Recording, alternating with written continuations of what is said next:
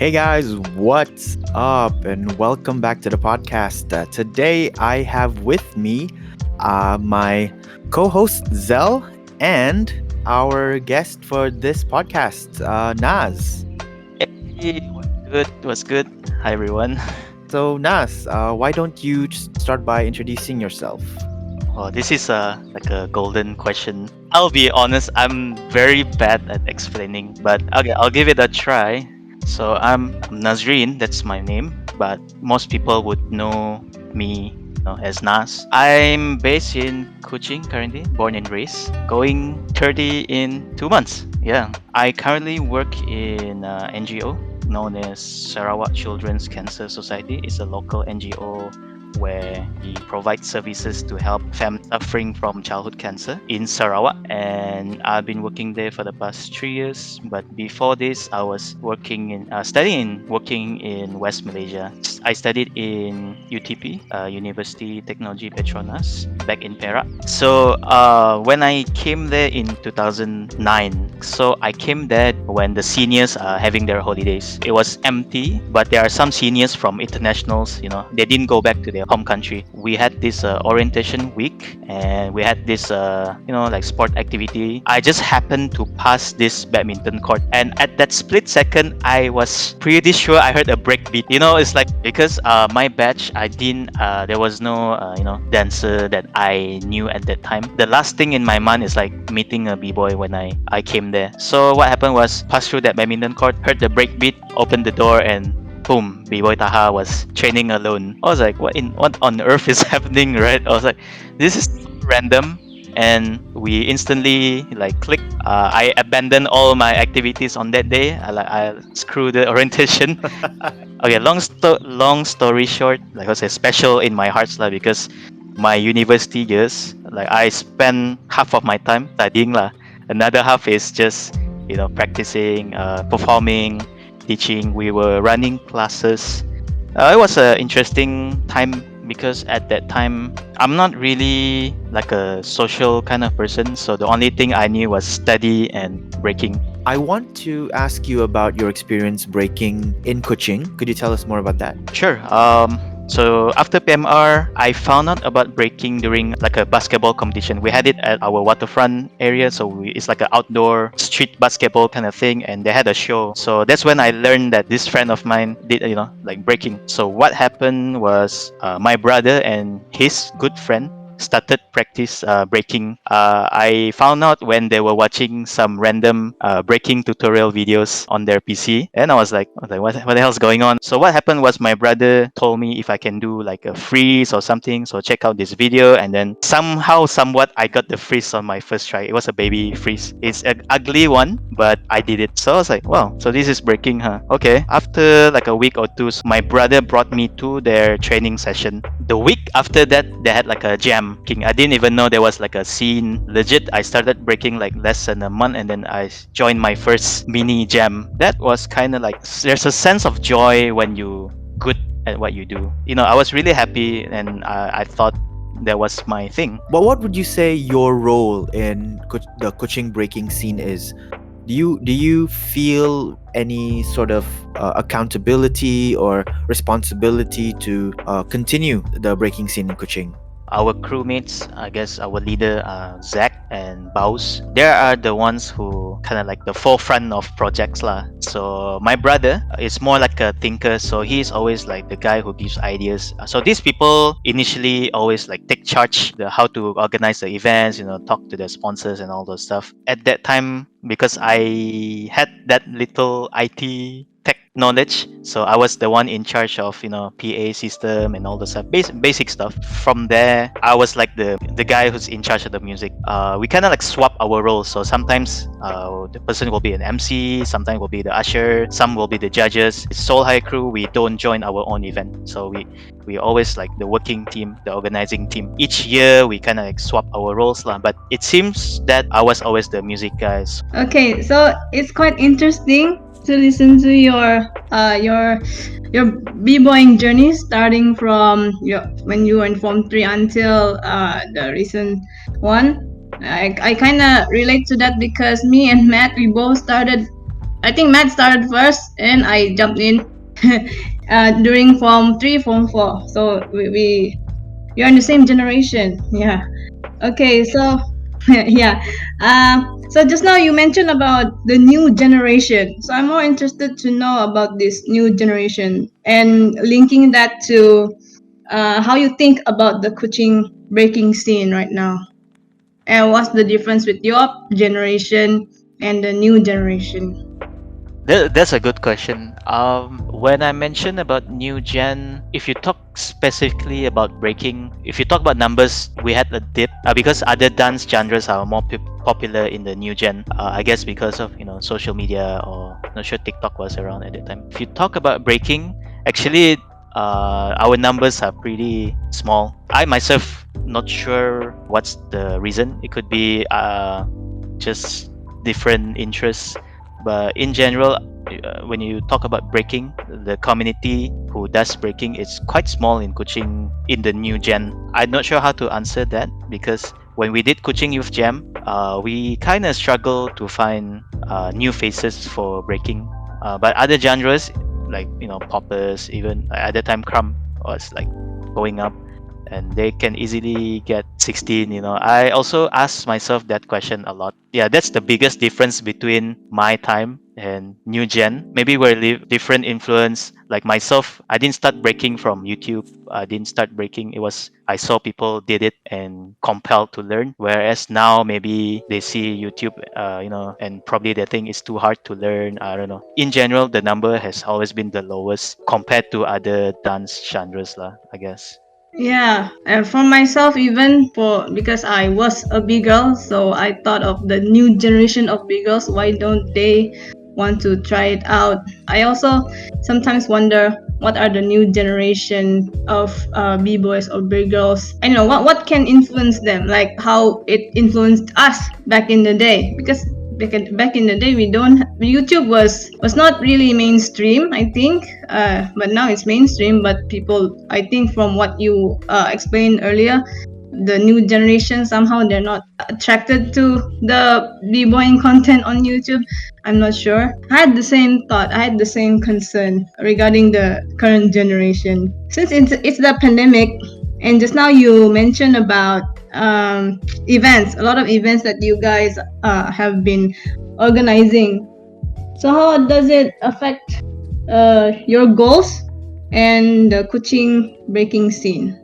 Right now, mm, honestly, I haven't been active in the scene, mostly because probably I'm just so caught up with work and all. But the last event, so the funny part was I was supposed to organize a breaking jam in April 2020, and then pandemic hit, so I had to cancel that. But early of the year, I managed to organize, I guess, open style battle, and there were some b-boys came, and we actually cipher. That's like one of the last events that I managed to organize before the pandemic.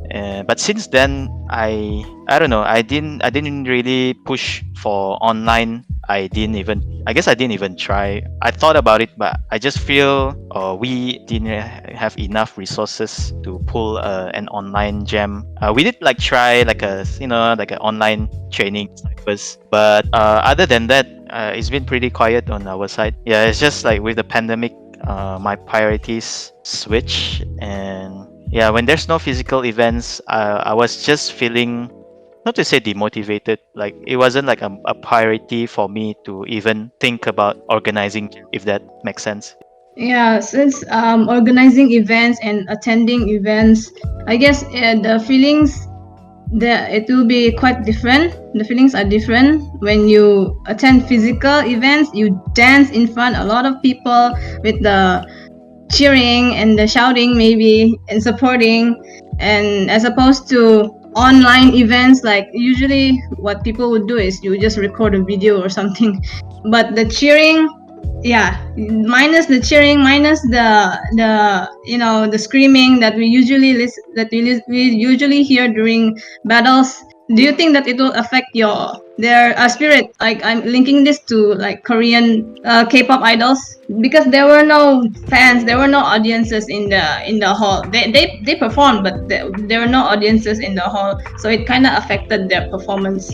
So do you think for b-boying it would be the same? Yeah, so it goes back to me thinking a lot about trying to organize an online event, right? So I asked myself back, if I don't feel great watching an online battle, what should I organize, right? Like, you're battling in front of your camera. I don't know, feels weird, but I'm actually excited to see how they conduct the Malaysia qualifier for breaking in Olympics from the Malaysia one, because it's an online. Other than that, I haven't been watching online battles. When I say online battle, it's like those who record themselves and battle. I didn't really enjoy watching it, so that's probably one of the biggest reasons why I didn't organize online battles in the first place. I guess that's what I think. I'm not sure. Matt thinks the same. For me, while I think that the progression to online battles feels natural, it still doesn't fully capture what it's like to battle with people around. But yeah, I'm also interested to see how it will grow. Maybe we'll develop some kind of system to also have the crowd, cheer, or maybe we can add fake cheering. I don't know how that would work. Maybe there's gonna be a DJ crowd control. Button for yo, that's good. Then you'll hear like the fake crowd. Maybe that'll help as well. I don't know. I don't know. Yeah, it could work. Like how NBA does their league in 2020. So I watch NBA. So they did like a NBA bubble. There's no fans, so they had like a fake cheer or fake audience, and they had virtual fans watching the game. So I don't know, dance events. I think the feedback is what drives us to push ourselves, essentially. If we don't hear people cheering or if it's too quiet, we feel like something's wrong and we should stop. That's the thing we have to overcome, the unnatural feeling of quietness. Man, I haven't been watching online live battles. I haven't been keep up with even the local scene. So, but when I saw the announcement of the Malaysia breaking thing, so now I'm quite curious to see how they're gonna do it. Do you have any plans for Kuching Breaking scene in light of the Olympics? Like maybe we have Sarawak representative for the Olympics. What do you think?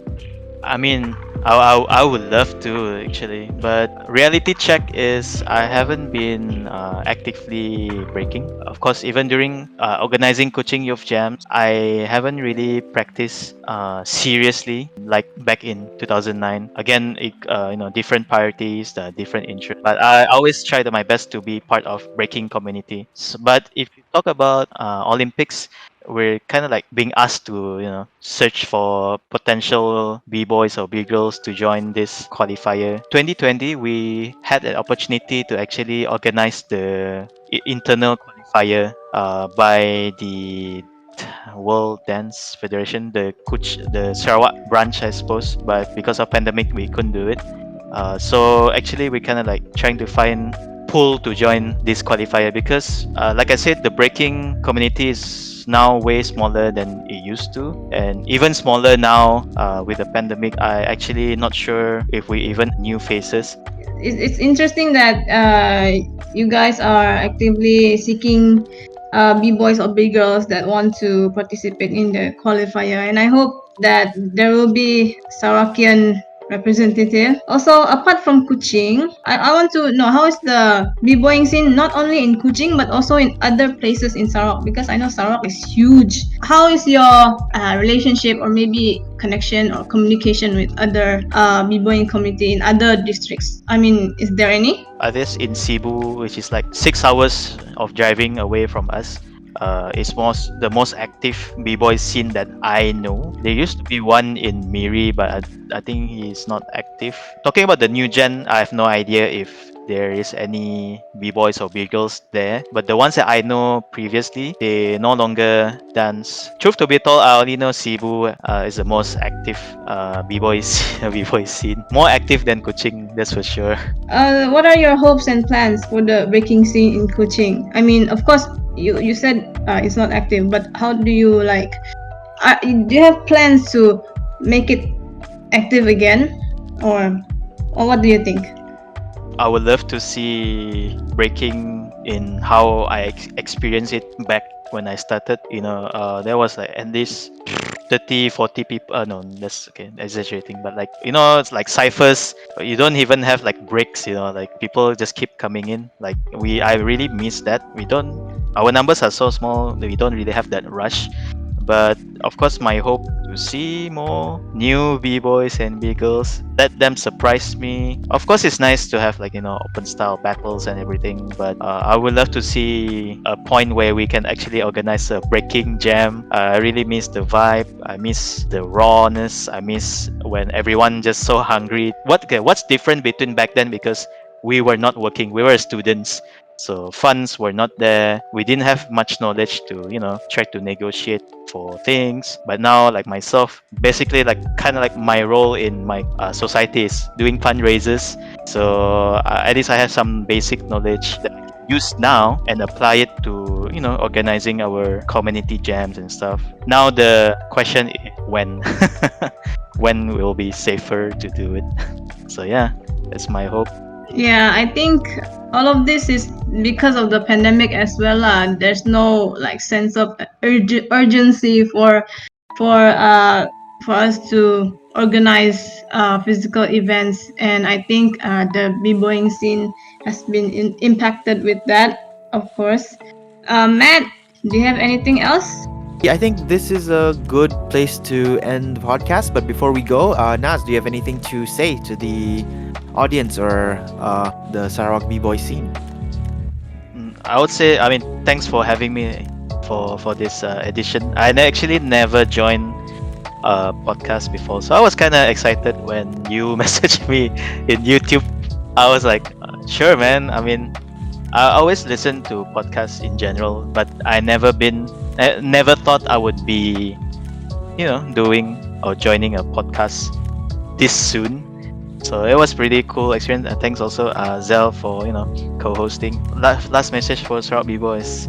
Keep going, man. Like I hope to discover more newer dancers. When new dancers come into the community, it gives a fresh air lah. Like it's not just the same number. I mean, same faces that joins 10, 15 editions. Eventually you feel like you want to see more. And I mean, it's not something that we can force.